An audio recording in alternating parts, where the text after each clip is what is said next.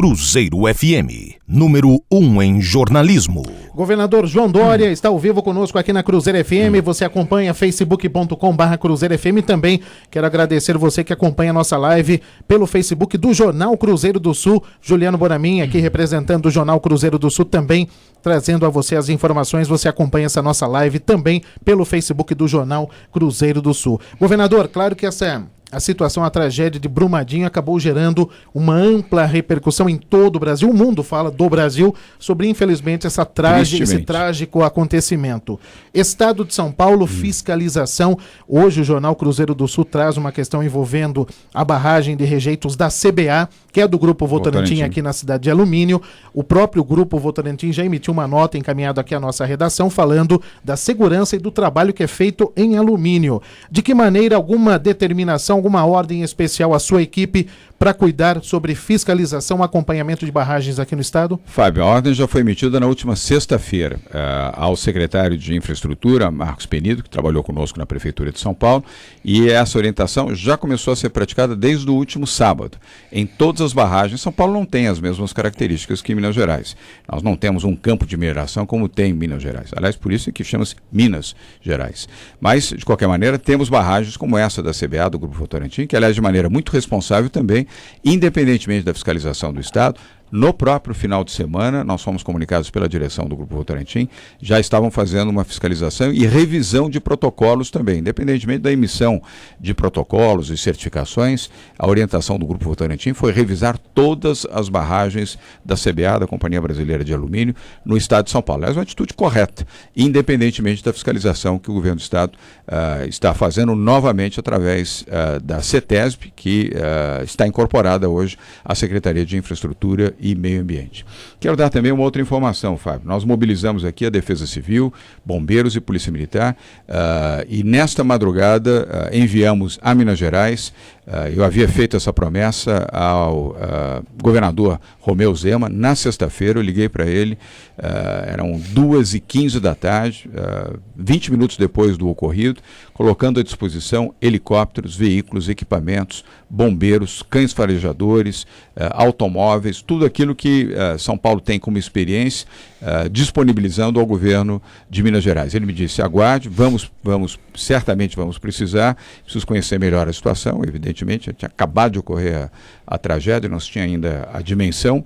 E esta madrugada embarcamos 37 homens, bombeiros especializados, em localização de vítimas, esperando que ainda possam ter vida, 2 cães farejadores, os melhores do canil da Polícia Militar, 16 veículos, 2 helicópteros e 10 pilotos, que aliás já estão em Brumadinho, dentro da força-tarefa organizada pela Polícia Militar e Defesa Civil de Minas Gerais. É São Paulo sendo solidário com Minas e com o Brasil. Inclusive, é a nossa entrevista às 9h30. Coronel Niacas. Exatamente, estará conosco. Aliás, aqui ele por comanda telefone. toda essa operação, é o nosso chefe da Casa Militar e também comanda a Defesa Civil. O Coronel Niacas pode dar mais informações a vocês. Ainda em relação a isso, governador, a gente tentou realizar uma pesquisa na internet para ter essa lista de barragens, não apenas de rejeitos, mas temos aqui em Sorocaba, por exemplo, aqui na região, a barragem da represa de Itupararanga e outras barragens também em todo o estado de São Paulo, e a gente encontrou até uma certa dificuldade de achar uma lista completa de todas as barragens, e aí, repito, não só de rejeitos, mas barragens de uma forma geral. Falta um pouco dessa comunicação com a sociedade, por exemplo, planos de segurança, para caso de acidentes, a própria população ter acesso e saber o que ela precisa fazer, para onde ela precisa ir.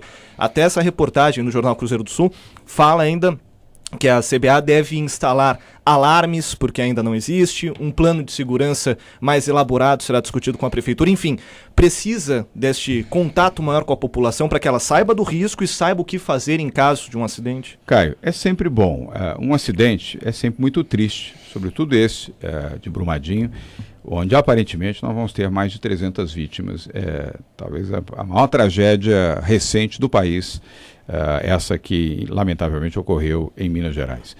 E as tragédias alertam sempre. Quando você tem uma tragédia, em qualquer circunstância, serve de alerta para todos os demais. Porém, vale lembrar que São Paulo não tem as circunstâncias de Minas, ou seja, esse índice de risco que tem as barragens mineiras pelas circunstâncias, não há aqui em São Paulo. O Coronel Niacas pode discorrer um pouco melhor daqui a pouco na entrevista a vocês, mas mesmo assim é sempre positivo, dada uma situação de tragédia, que, volto a dizer, é muito triste e muito lamentável, mas que as empresas privadas, nacionais ou multinacionais, façam os seus planos ou revisem os seus planos de segurança, os seus protocolos e ampliem a sua margem de orientação preventiva à população e aos seus próprios funcionários. Ainda que o risco seja pequeno ou mínimo, é sempre positivo extrair uma lição de uma tragédia, repito, muito triste, mas que serve de referência para que empresas como a CBA, do Grupo Votorantim, de forma responsável, volto a dizer, já vem adotando providências preventivas, inclusive as sirenes, como você colocou, de alerta à população. E orientação também, não basta ter a sirene, você precisa orientar. E aí um grande veículo é exatamente o rádio, como comunicação. As redes sociais também, mas o rádio é um excelente elemento de comunicação preventivo, primeiro de educação, para que as pessoas saibam os sinais. Quando você tem sirenes, também tem um protocolo para sirene. Tem um sinal, 2 sinais, 3 sinais, sinais prolongados, tudo isso tem um código que, orientando a população, ela saberá identificar que um sinal é um alerta preventivo, 2 sinais é um alerta da iminência, 3 sinais sucessivos é a ocorrência já determinada. Não estou dizendo que seja exatamente isso. Mas é um exemplo que precisaria ser divulgado.